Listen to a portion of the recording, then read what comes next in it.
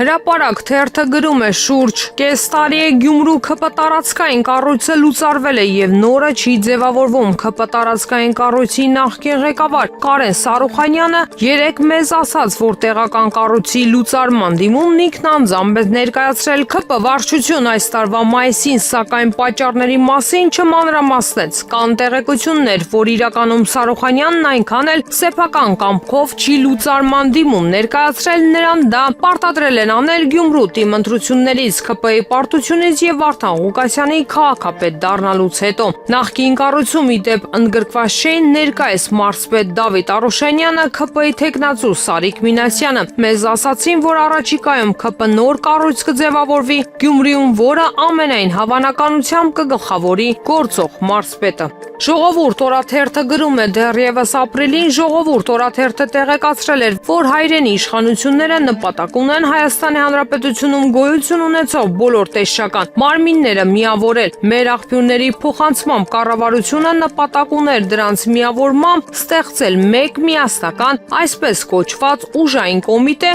որը կղեկավարեր մեկ անձ կունենար տեղակալներ, իսկ տեսչականները կունենային իրենց տեսուչները, ովքեր լավ կվարձատրվեին ու տարբեր ոլորտներում լուրջ ստուգումներ կիրականացնեին, սակայն ինչպես այժմ ժողովրդին փոխանցում են կառավարությանը մոտ կանգնած մեր աղբյուրները, այս պահի դրությամբ կոմիտե ստեղծելու գործընթացը սառեցված է։ Իհարկե, այդ հարցը քննարկվել է տարբեր ժամանակահատվածներում, սակայն ոլորտային մի շարք խնդիրների պատճառով գործընթացը դադարեցվել է։ Նշենք, որ այս պահին կան 6 տարբեր տեսչական մարմիններ, որոնք գտնվում են վարչապետի վերահսկողության ներքո։ Ժողովուրդը տեղեկացրել էր նաև, որ կոմիտեի ստեղծման գաղափարը դժգոհություն էր առաջացրել տեսչական մարմինների աշխատակիցների շրջանում, քանի որ նախատեսվում էր շուրջ 1400 աշխատողի կրճատում։ Կարելի է ասել, տեսչություններում այս առումով բունտ էր հասունանում։ Իրավունք թերթը գրում է, վաղար շաբաթում ՔՊ-ական Արգիշտի Մեխակյանի շանսերը գնալով փոքրանում են։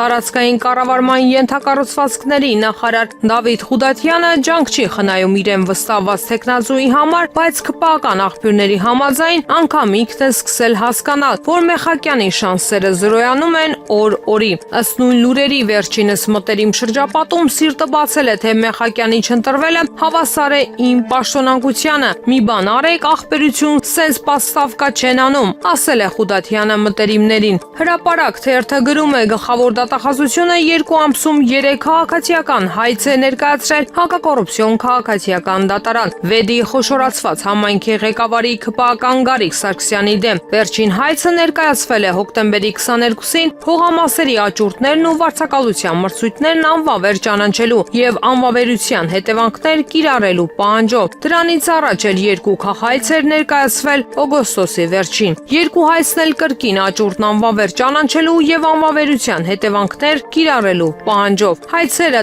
դատավորներ Ռուդոլֆ Ավագյանի, Նարինե Ավագյանի եւ Կարապետ Բադալյանի վարույթներում են։ Դատաքննությունը դեռ չի սկսվել։ Հայաստանում որպես կանոն ՔՊ-ականների ներկայացրած հայցերն արագությամբ քննվում է, իսկ նրանց դեմ ներկայացված հայցերը տարիներով ձգձգվում։ Ժողովուրդ օրաթերթը գրում է, Արագածոտնի թեմի հոգևորականներին եւ նրանց ընտանիքի անդամներին պատկանող անձնական իրերը վերադարձնելու միջնորդությունը Հայաստանի Հանրապետության քննչական կոմիտեն հետաձգել է։ Ասել է, թե հրաժարվել է հոգևորականների հեռախոսները, երեխաներին պատկանող պլանշետները եւ այլ իրերը վերադարձնել, քանի որ, ինչպես Ժողովուրդ օրաթերթը տեղեկացավ, այս պահին իրավապահ համակարգում ակտիվ զննության են ենթարկվում հոգևորականների հեռախոսները։ Հիշեցնենք, որ անցած ամիս հոկտեմբերի 15-ին իրավապահները լայնածավալ խուզարկություններ էին իրականացրել Արագածոտնի թեմի մի շարք հոգևորականների եւ հայ առաքելական եկեղեցում քաղաքացիական աշխատակիցների տներում։ Փաստաբանների փոխանցմամբ խուզարկությունների ընթացքում առգրավվել են ոչ միայն հոգևորականների, այլև նրանց ընտանիքի անդամներին պատկանող հեռախոսները, երեխաների պլանշետները եւ տարբեր անձնական իրեր։ Իրավունք թերթը գրում է, վաղար շաբաթի թիմ ընտրություններին ասում են ուշով հետևում է նախկին քաղաքապետ Դիանա Գասպարյանը։ Ավելին, վերջինս նեղ շրջապատում մի լավ ծիծաղել է ՔՊ-ի թեկնածու Արգիշտի Մեխակյանի ռեյտինգի վրա, ապա չարախնդացել, թե դա թող տեսնեն, որ Դիաննայի հունարը ուրիշ էր, թե չէ Արգիշտի մարզպետ։ Հրապարակ օրաթերթը գրում է Հայաստանի էլեկտրական ցանցերի հետագա ճակատագիրը կախված է հանրային ծառայությունները կարգավորող հանձնաժողովի որոշումից։ Կառավարության երեկվա նիստից հետո լրագրողների հետ հարց ու պատասխանի ժամանակ Փաշինյանը ձևացրել է, թե իրեն անհայտ է հանրային ծառայությունները կարգավորող հանձնաժողովի որոշումը, այնքանի դեռ չկա, ինքը չի կարող ասել, թե հեծի վերաբերյալ իր նախկինում հնչեցրած որ սցենարը կյանքի կկոչվի։ Միևնույն ժամանակ չի թաքցրել, որ կառավարությունը մտադիր է գնել